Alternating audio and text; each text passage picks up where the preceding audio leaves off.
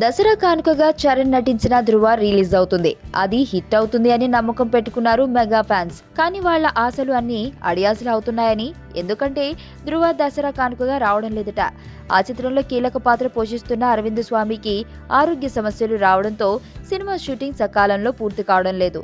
దాంతో అనుకున్న సమయానికి కాకుండా నవంబర్ లేదా డిసెంబర్లో రిలీజ్ కావచ్చు అని అంటున్నారు.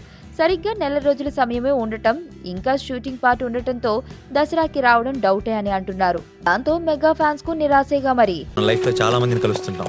ఎప్పుడో ఎక్కడో ఎవరో ఒకరు కనెక్ట్ అవుతారు. కానీ నా దరిద్రానికి ఇద్దరు కనెక్ట్ అయ్యారు.